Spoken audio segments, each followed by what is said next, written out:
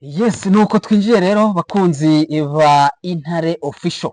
Turaje ikitaraganya twihuse cyane tuzanye amakuru mu by'ukuri navuga ko ari amakuru agezweho muri rusange na yahe M23 mu kanya gashize isohoye itangazo mu by'ukuri navuga ko ari itangazo ry'uburakari ryo ku rwego rwo hejuru. Iri tangazo tugiye kurigarukaho ariko kandi turagira aho turihuriza n'ibiganiro bya Doha nabyo bikomeje, ariko kandi turaza kuba tugaruka kundi mugabo nawe uvuze amagambo akomeye cyane.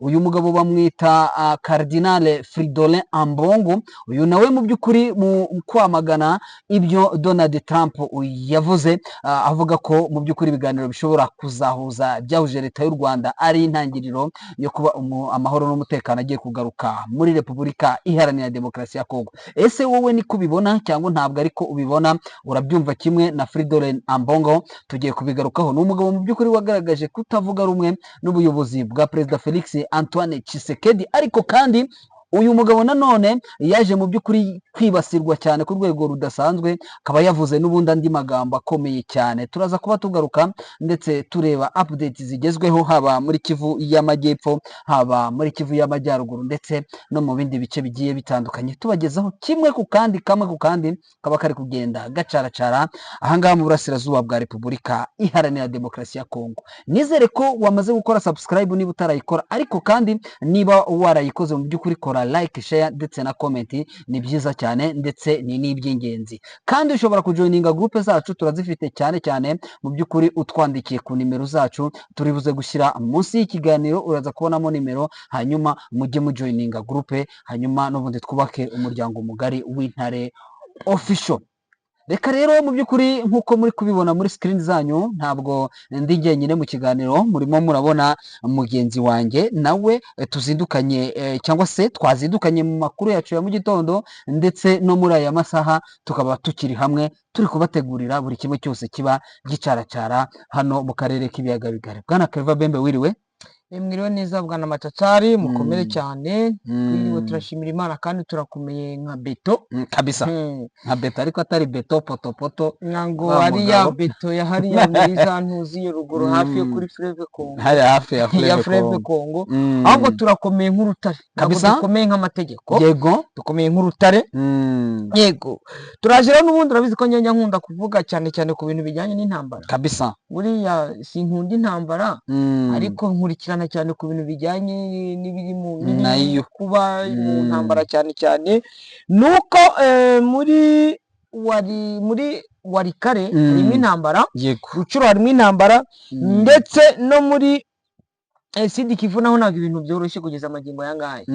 Twagiye dukomeza kuhavuga, ariko reka manze natangira kuri zino update n'ubundi ku bijyanye n'imirwano. N'ubundi ni imirwano yatangiye kuva ku itariki 5 z'ukwezi kwa karindwi, yego, kugeza uno munsi ku itariki 11 z'ukwezi kwa karindwi. Abantu 9 nibo bamaze gupfa, ni muri Rucuro, yego, guhera kuri ku itariki, kuva ku itariki 9 kugeza kuba kwa iminsi ngahe, urumva ko none ni ku itariki 11 kuva ku itariki 9 ni iminsi 3. Yego, iminsi 3. Mu minsi 3 abaturage 9 bamaze kwicwa na Wazalendo hariya muri territoire ya Rucuro, ni muri groupement y'Abambo, ubuce bukontororwa na M23. Wazalendo bagabye ibitero ku baturage, nubwo intare za Sanamwe zabashije kubisubizayo, ariko abaturage kugeza amagingo yanga 9 bamaze kwicwa, bamaze kwicwa na Wazalendo. Nuko ngo ni muri Kiho groupement ya Bambo, groupement ya Kihondo na groupement ya Mutanda, ni hafi noneho ozaranture ya Nyanzare. Kuva M23 yahafata, Wazalendo bakomeje kuhagaba ibitero, no muri iki gitondo cyo ku itariki 11 hari igitero cyagabwe na Wazalendo hafi ya Nyanzare. Intare za Sanamwe zirabakubita, zibasubiza inyuma, ndetse zicamo n'aba FDLR. Ayo ni amakuru atugezeho muri aka kanya, nubwo bira itari yamenyekana neza mu buryo bwuzuye ngo tumenye ngo intare za Sanamwe zafatiye ibikoresho bingana ute, intare za Sanamwe zarashe bangahe, abafashwe matekwa se bo ni bangahe. Nuko ngo ntabwo turabamenya, ariko abapfuye bo barahari kandi n'ibikoresho n'ubundi byafashwe. birumvikana. Yego, reka tunasimbuke n'ubundi turebe ahangaha. Ahangaha ni muri hano ndabona ni muri Sud Kivu. Ni muri Sud Kivu n'ubundi ho imirwano isa naho inakomeje mu buce bugiye butandukanye bwa hariya muri Sud Kivu, aho intare zasaramwe ni muri Walungu. Ni muri Walungu na Nyangezi, ni Nyangezi, yego ni Nyangezi, Walungu, Wazalendo bari kumwe na wa mujenerali General Patriote ndetse n'abako bo kwa Foka Mike bagabye igitero Nyangezi. Intare ni muri iki gitondo n'ubundi bamaze kugaba igitero hariya Nyangezi, intare zasaramwe zirabakubita n'ubundi. Ni igitero cyabereye ahantu bita Buenda na Businga. Ngo kugeza amagingo angaya ngo bavuga ko intare zasaramwe zakoresheje imbunda ziremeye kandi za tekinoloji, ubwo bakora irya koranabuhanga n'ubundi. Bavuga ko bashatse no kugira ngo bazamure drone, ariko GPS za M23 nabo uruko bakora bakoresheje tekinoloji, kuko ngo bashatse kuzamura drone basanga ko intare zasaramwe nazo zamaze gushyiraho bwa bwirinzi. Drone zabo bazigejeje hejuru, babona ko intare zasaramwe zigiye gutangira kuzihiga, barongera bazisubiza inyuma. Bamwe bakavuga ko zari ziri guturuka ku kibuga cy'indege cya Bujumbura, ariko ukabona ko ari Bujumbura n'ubundi ku kibuga cy'indege intare zasaramwe n'ubundi zigira ute ziragikontorora bara kiriya kibuga cy'indege. Nuko ngo kugeza amagingo ayangaya rero blende za M23 zaturutse Bukavu ziri kwerekeza hariya muri Plaine de Ruzizi, abandi bakavuga ko zaje gufunga hafi ya za Katogota. Uri kumva yuko hariya Nyangezi n'ubundi ibintu bishobora gukomeza kuza kuba bibi mu gihe cyose ubona ko intare za Nsarambwe zikomeje kuhashyira ubwirinzi buremereye, yaba ubwirinzi bw'ibifaru. Ndabona ko bavuga ngo M23 irakoresha systeme yo bita ya anti-drone bita Bertekank. Bertekank ntabwo abantu bazi ibyo ngibyo, wenda bazi iyo za tekinoloji wenda bashobora. Ariko ngo na Kongo hariya na FARDC ngo nayo yazanye cyitwa ikoranabuhanga ari ku rwego rwo hejuru, ngo mu by'ukuri Perezida Felix Antoine Tshisekedi ngo yakoze hasi kubura hejuru, ngo yerekera ndetse mu bihugu byinshi, ngo aragenda ashakisha ngo nawe ngo ubwirinzi budasanzwe akaba yabuzanye. Donc ni bimwe nagiye mbona ndetse n'ibikoresho bimwe na bimwe byoherejwe. Abacancuro nimo urababona ngaba barimo barasukwa umunsi ku wundi kugeza amagingo yangaya. So urabona ko mu by'ukuri ku mpande zombi ibintu biri kugaragara ari uko hari imyiteguro idasanzwe. Ariko urabona yuko yaba radari za M23 ziri gukora akazi, guverinoma ya Kinshasa nayo ikazana ibindi bikoresho bya tekinoloji. Bano hano barazana n'ibyombo Motorola cyangwa radio frequency za GNCC. Mu gihe rero bamaze kuzana ibyo byombo cyangwa izo radio za telecommunication n'ubundi zikoreshwa na FARDC ndetse no kuri abacanshuro, baza gusanga M23 ifite programme yabyo. Nuko ngo bo babizanye ibyo bakagombye gukoresha hariya, baza gusanga M23 ifite programme yabyo. Bo ahubwo baza gusanga kuri iyo tekinoloji bijyanye na communication yabo M23 yaraye batanga kabisa. Uri kumva ko twavuga ko guverinoma ya Kinshasa ahubwo bari inyuma mu bijyanye na tekinoloji, bari inyuma kuri M23 kabisa. Uri kumva ko hari ibintu navuga n'ubundi bigize ute bitiyoroheje. Yego, reka dukomeze rero bwana Macacari n'ubundi tunarebe hariya muri kariya gace ka Warikare kuri axe Masisi, Nyabyondo, Kayanja, Kasheberi, umanuka za Kibati. Bivuga ko M23 koko yakomeje kuhongera ingabo, ubona ko iri kwavansa n'ubundi n'ingabo zayo, ukabona ko kuri iyo linye abasirikari ba FARDC n'ubundi ko bakomeje kwivanamo. Tunibuke ko hari ahantu bita za Mingazi FARDC ari umu FARDC wishe babasirikari bose yari yakomerekeje 11 bose ngo barapfuye, yego ngo barapfuye bagiye bapfa bagiye bitaba Imana buhoro buhoro, none bose bamaze kurangira. Ni ukuvuga ngo nyuma y'uwo mwaku umusirikari wa FARDC n'ubundi yateye bagenzi biwe, abasirikari ba FARDC bari za Kibati nabo ngo iri joro baraye bipakurura hasigaramo za Wazalendo, kuko ibintu bikomeje gukomera n'ubundi. Umva ntabwo byoroshye na gatoya, yego ntabwo byoroshye. Access ziri kugaragaza gututumba kw'intambara, bikagaragara ko isaha iyo ari yo yose ahangaha ibintu bidashobora koroha, ntabwo ibintu bishobora koroha. ubona yuko imyiteguro y'intambara ko ikomeje kandi ku mpande zombi. Yari igihe ejo niho nabonye bamwe bari kuvuga ati ngo 23 ngiri gusaba ngo kugira ngo imare ngo imyaka 8 muri hano ngo muri Kivu, biri muri bimwe ngo mu bisabwa, ariko none turaza iri kubisaba ndi, none se iri kubisaba ubundi yahafasha ari uko yabisabye cyangwa yakoresheje imbaraga? Urumva ko turaza turabigarukaho nyuma tugeze Doha, mu bivugo ko nabyo ibyo ngibyo bishobora kuba biri muri bimwe mu busabe bwahawe umuhuza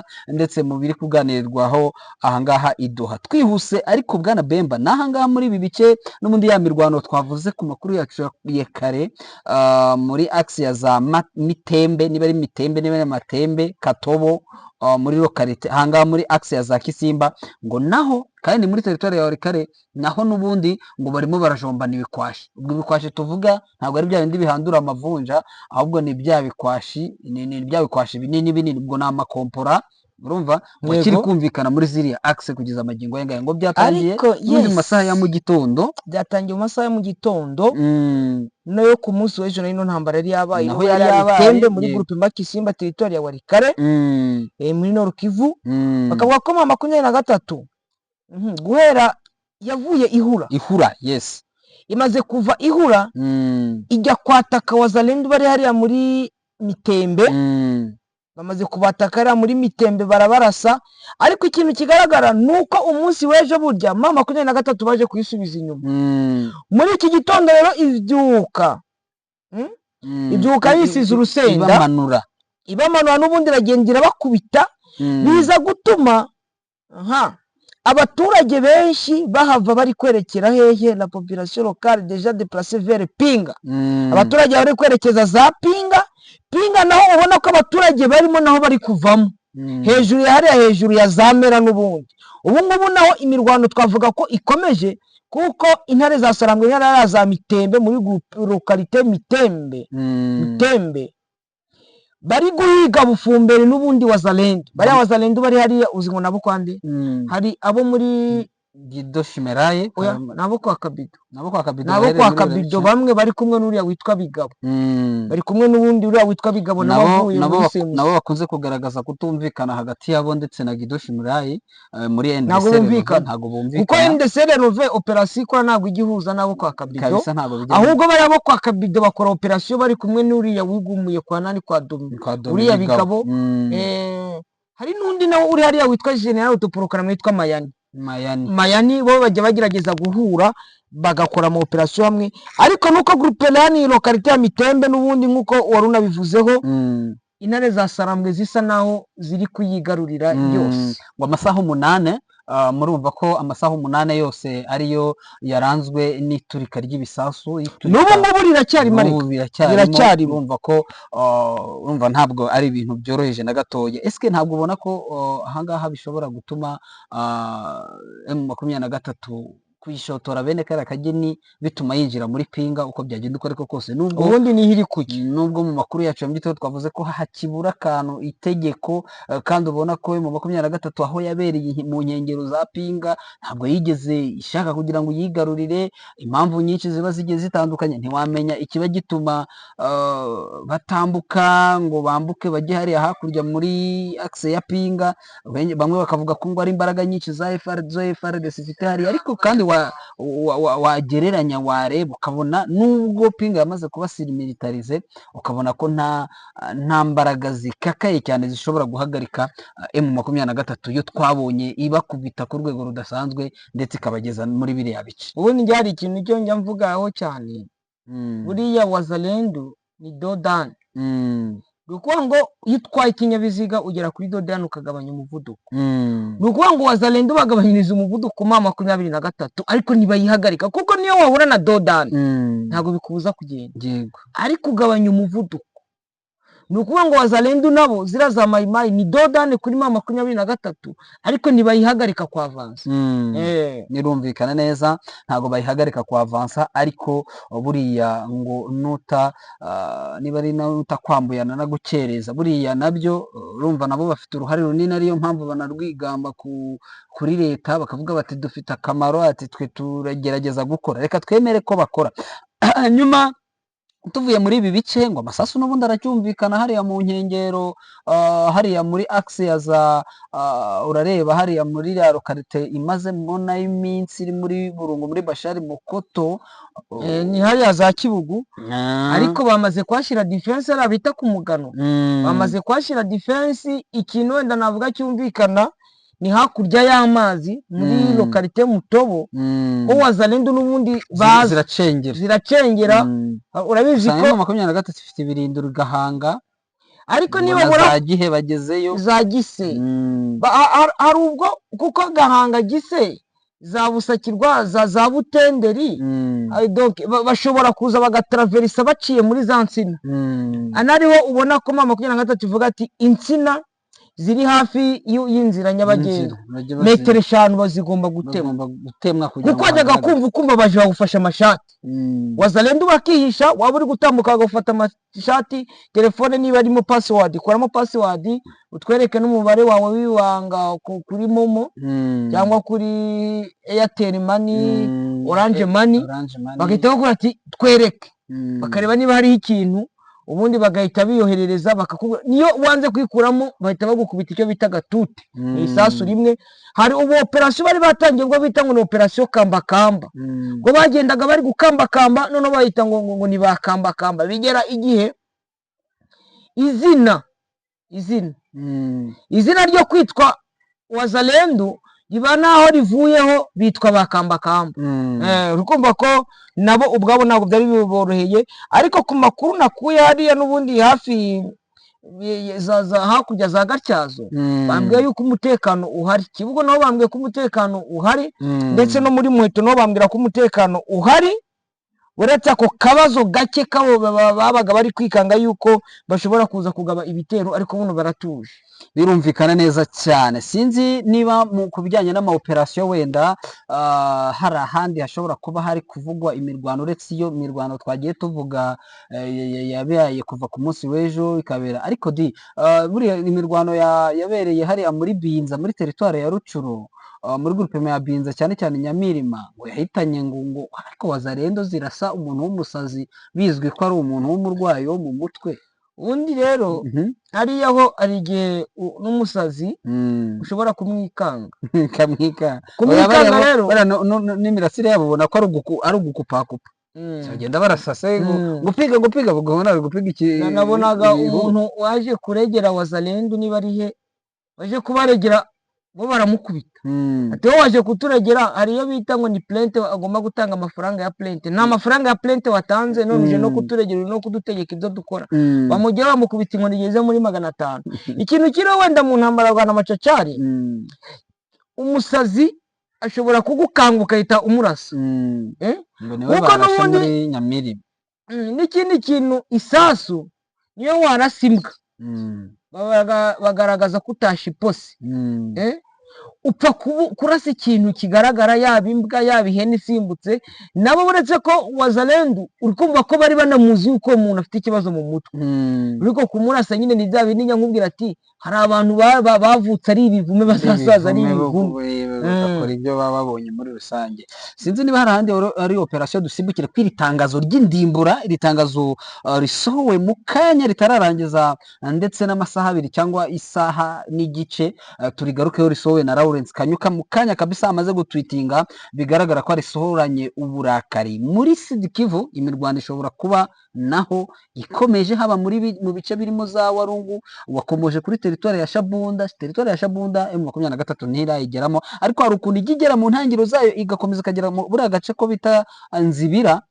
Buriya iri mu ntangiro ya Shabunda. Yo winjiye Shabunda iyo ugeze Nzibira uba utangiye Shabunda kuko ubundi wowe ndakubwira Warungu Kamituga Kamituga uba wabaye nk'uwayisize ibumoso mo gato kuko naho si kure, ahubwo uba wasize uduce turimo twitwa ahitwa Hamadina ndetse wasize inyuma hakurya cyane Warungu centre ukomeza uri kwerekera za Kingurube. Urabona ko ni imwe muri centre nayo nini nayo inacukurwamo n'amabuye y'agaciro ariko kandi ifitanye isano na Kamituga kuko iri hakurya yayo, kandi Kamituga naho ngo ibuye ry'agaciro na zahabu yaho irakomeye cyane ku rwego rwo hejuru. Numva ko rero naho urumva ko ni ibice mu by'ukuri bikomeje kugenda biberamo kurasana bwa hato na hato, ariko ngo ahitwa Shabunda ngo harunzwe icyitwa ingabo ku rwego rwo hejuru, babandi yitwa ngo ni Gepare ngo yaharunzwe. Iyi poromosiyo Gepare harya buriya n'aha muri Goma ntiyari ihari? Hano muri Goma yari ihari, yari iri na Ngungu, iyo niyo yarwanye Ngungu, za Ngungu urabizi ko nibuka ziza nagiye kuvuga uwo mwana izina ryiwe urimo na mugenzi we binjiye ari abana mu gisirikare cya Kongo, bari bane kandi umwe babiri batatu bane, bamwe bajya Beni ariko umwe muri bo yarapfuye, abandi bo baranafunzwe bazira ko ari abarwandofone. Ntabwo ndakurikirana amakuru menye niba baramufunguye cyangwa niba baramwishe kuko yarafungiye hariya za Uvira. Ubona yuko n'ubundi iryo vangura rigikomeje muri FARDC, ariko iriya ni batayo yitwa Gepare yarwananaga n'indi batayo nayo bari bazanye hariya za Ngungu, yari bataliyani y'112 bari kumwe n'abarundi na Gepare, aribo babandi ba Gepare bagiye bica abaturage n'ubundi muri Karehe no muri Kabare. Bamwe baza gufatwa barafungwa, bafungirwa muri prison centrale ya nani ya Bukavu, intare za Sarambwe zinjiyemo zirabaribera. Yego yes, birumvikana ni muri ibyo bice naho hakomeje kurundwa izo ngabo ngo zifite mission yo kwinjira mu mujyi wa Bukavu ngo bakawigarurira ngo ndetse ngo bakigarura n'utundi duce. Ndumva twasimbukira kuri itangazo.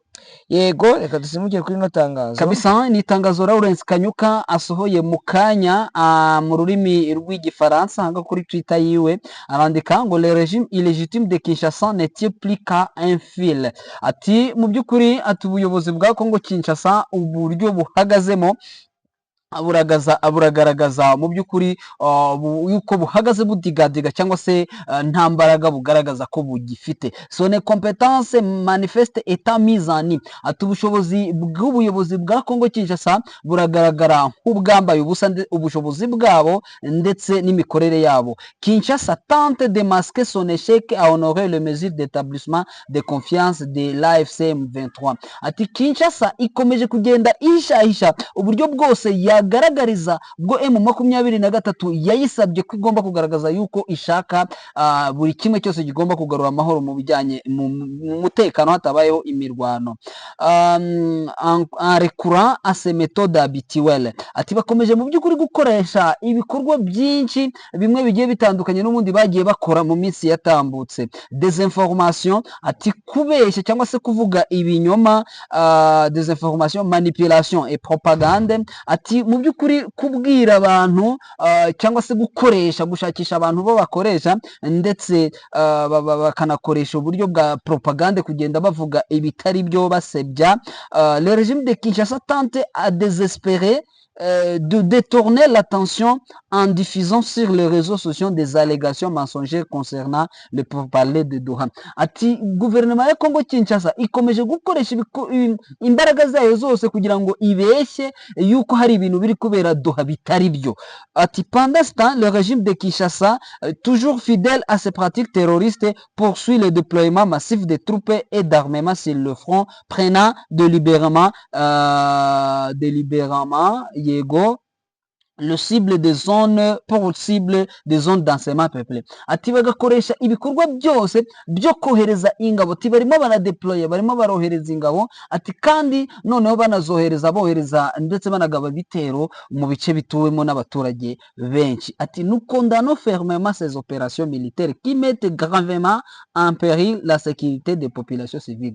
Ati ibyo bintu tubyamaganye twivuye inyuma. Ati ibyo bikorwa byose bikomeje kugenda byibasira abaturage abaturage ndetse binatuma bamwe bapfa. Les attaques répétées des forces coalisées notamment les FARDC, FDLR, Mai Mai, Wazalendo et forces de défense nationale du Burundi exacerbent une crise humanitaire déjà dramatique. Ati mu by'ukuri izi ngabo zose izi FARDC ndetse FDLR na za Wazalendo n'abandi bagiye batandukanye ati bakomeje gukora ibikorwa bibi ndetse bihohotera uburenganzira bwa muntu cyangwa se bihonyora uburenganzira bwa kiremwa muntu. Ati kandi mu by'ukuri n'ubundi abaturage bo muri Kongo bamaze igihe kirekire bifitiye ibyo bibazo. Iri tangazo wenda duse n'abashyizeho akadomo wenda tuvuge iby'iri tangazo. Kuba iri tangazo risohotse bwana Clever Bemba nuko urareba ibitero byo ku munsi w'ejo byagabwe muri access zigiye zitandukanye ndetse haba Nyangezi.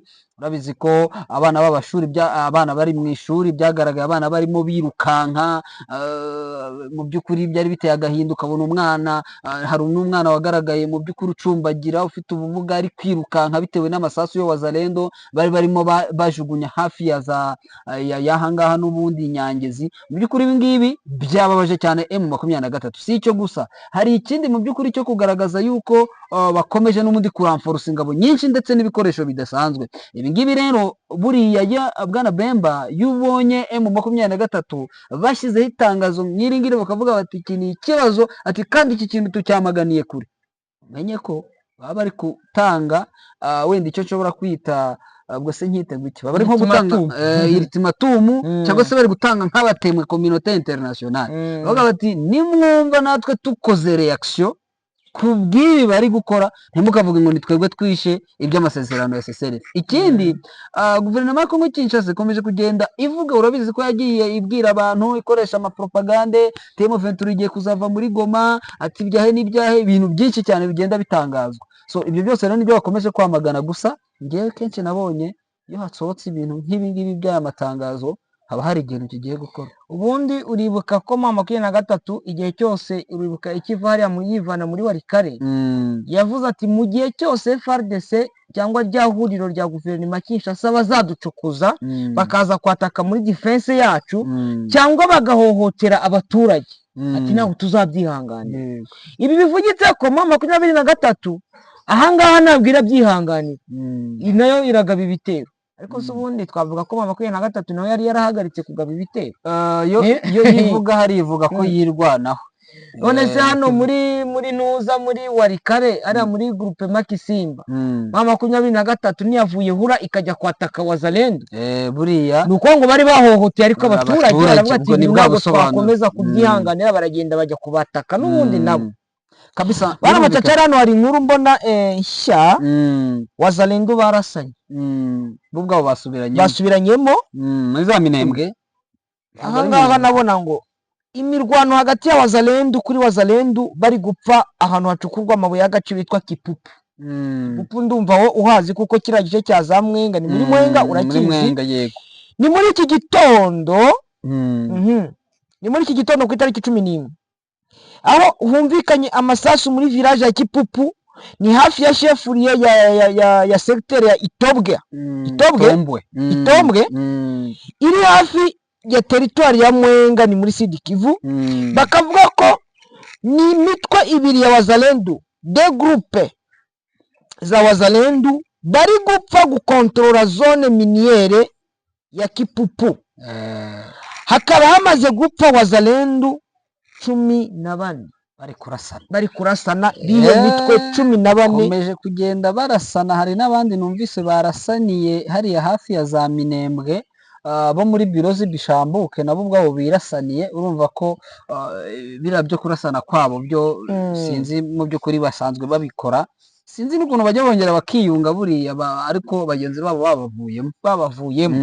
Turebe bino bya Doha, reka dusimbukire Doha kugeza amagingo aya ngaya. Mu by'ukuri twagiye tuvuga ko turababwira ibya Doha, gusa ibiganiro byo murabizi ko ni Doha ya gatanu nk'uko Benjamin Mbonimpa yabisobanuye. Avuga ko hagiye habaho Doha ya mbere bigafeyaringa ntibigende neza, Doha ya kabiri, Doha ya gatatu, Doha ya kane, iyi noneho ni Doha ya kane. Bivugwa ko yakabaye ndetse ariyo wenda yagasoje izindi za Doha, ndetse ariho bakagombye gushyira umukono kuri bimwe. Gusa hakagaragara bwana Bemba urutonde rugaragaza niba nabyita ibyifuzo byahawe umuhuza, niba nabyita icyo M23 revendication zayo zikagaragara ko ngo nta na kimwe FRDC mu by'ukuri igaragaza bonne volonté cyangwa bonne foi cyangwa ubushake bwo kuba yagira icyo yubahiriza muri ibyo byose. Icyo ni kimwe. Ikindi hakagaragara ko leta ya Kinshasa iyo nubwo ibyo byose byakoze, kuko M23 yo yerekanye bonne foi cyangwa bonne volonté yayo ari ukuva muri Walikare, ari ugukora ndetse n'ibindi bikorwa byinshi bigiye bitandukanye, no gufungura inzira kugira ngo babandi bari muri MONUSCO bagende, umva ibikorwa byinshi byagaragaje mu by'ukuri kuba bashaka ko umutekano uboneka, ariko bo nta naka na kamwe bigeze bakorerwa na leta ya Kinshasa mu byo basabye. So kugeza amagingo ya rero hari liste ndende tutari bwirirwe tugarukaho, ni ibintu bigeze muri 7 2 3 4 5 6 7 8 10 ndabona ari 10 biragenda bikaba byinshi hano muri make wenda wanyuramo gake reka mbinyuremo gake ntangirire hasi. Hano baravuga ngo mama 23 yabwiye ko bagomba gufungura abaprisonnier 700 bafunzwe bazira uko bateye, yego, bazira ubwoko arega ntabwo bazira politiki. Niyo atari ubwoko bashobora kuba bagushinje yuko ukorana bakakubeshyira ngo ukorana na M23. Burya muntu nawe nubwo ataba ari buriya bwoko, nawe burya bari inzirakarengane benshi cyane uzi kuzira ibitekerezo byawe. Hano bakavuga ngo bakupe disikuru zose zibiba urwango no kwerekana ko abantu ngo nudusimba iki niki, hariho bavuga ni inzoka ni biki, inyenzi, ibintu nk'ibyo, ibyo ngibyo babihagarike. Bakavuga ko ikindi nibyo basaba bati nibagire vuba bazafungure amabanki mu bice byose M23 iri gukoreramo, ouverture de banque les zones sous contrôle de Alliance Fleuve Congo M23. Bakavuga ko bagomba gukuraho za manda zose bashyiriyeho abamambre ba M23 na Alliance Fleuve Congo. Ibyo byose bagomba kubikuraho bakabihanagura. Bakavuga ngo ko bagomba gushyira ku mugaragaro ibiganiro, donc kwa kundi bari kohereza abaparanto ngo nibajye Doha, ko bagomba kohereza abantu bakomeye bakajya bafatika bakajya kuganira na M23 bafite ijambo ku buryo bagaragara no muri politike, ntibajye kohereza politike y'igihugu, ntibajye kohereza abaparanto. Bakavuga ko Kinshasa itagomba guhana abaturage ibahora ubusa. Hano bakavuga ko Kinshasa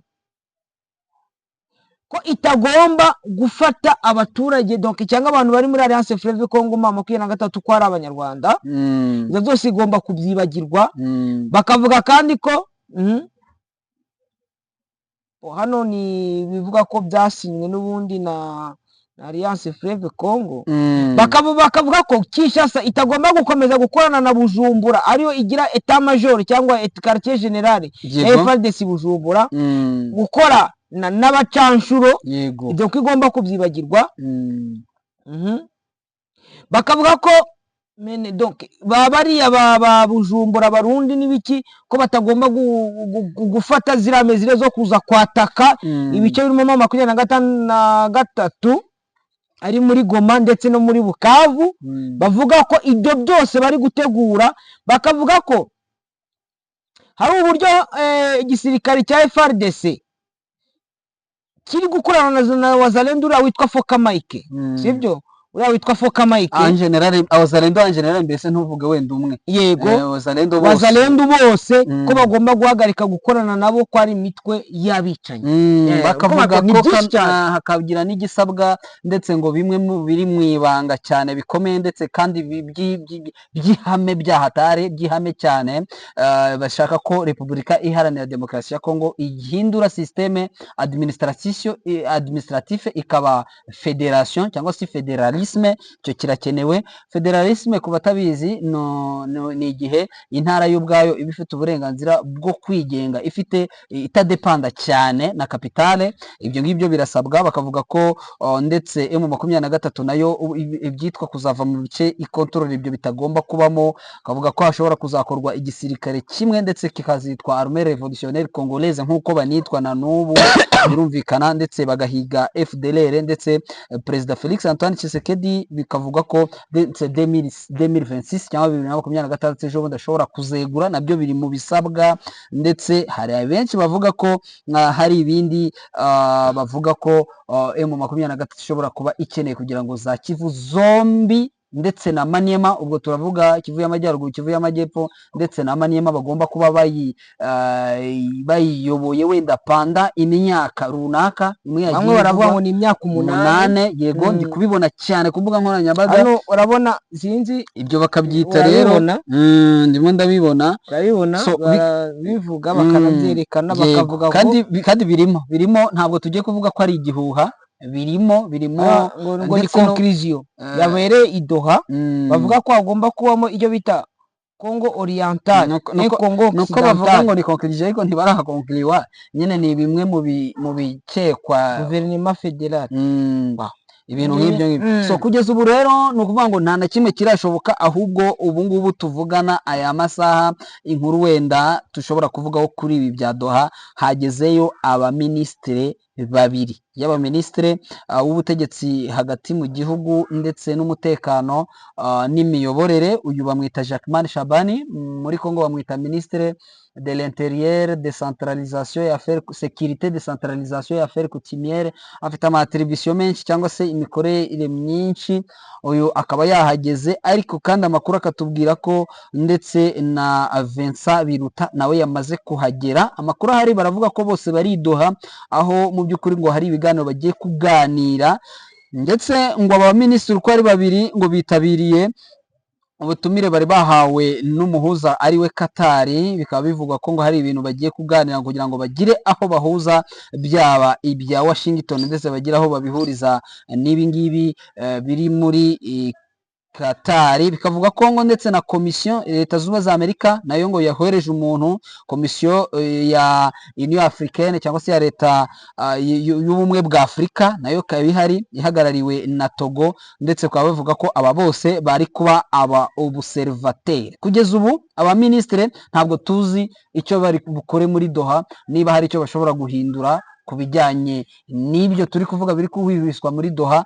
Ariko kandi ibintu mu by'ukuri nabonye uwo bita Fridolin Ambongo Cardinal yamaganye ku rwego rukomeye cyane, avuga ati ibiganiro bya Trump, byo Trump yateguye by'u Rwanda na Congo, nkuko bana bivuze, ati biriya ntabwo byagarura amahoro n'umutekano muri Congo, ati ahubwo ikibazo cyo muri Congo ni ikibazo kiri interne, kandi icyo kintu Tshisekedi ntabwo ajya yifuza kucyumva. Avuga ko ari ikibazo cy'abakongomani ubwabo, AFCM 23 ni abakongomani bagomba kuganira bakabona ibisubizo, atari kukumva ko u Rwanda rushobora kuganira na Congo. Ibyo ngibyo ngo ntaho bihuriye. Umugabo Fridolin Ambongo yigize ashobora kuzahura n'ikibazo hano muri Congo nubwo afite ubudahangarwa bukomeye. Yuri Cardinal cyangwa uri Monseigneur bamwita Excellence, ni umuntu ukomeye cyane, umuntu ukomeye ufite nawo ubudahangarwa. Buretse umuntu nibuka wamwishe ni kiriya cyitwaga Idi Amin Dada, kishe wari musenyeri hariya muri za Kampala, kimukuramo n'umutima kirawurya.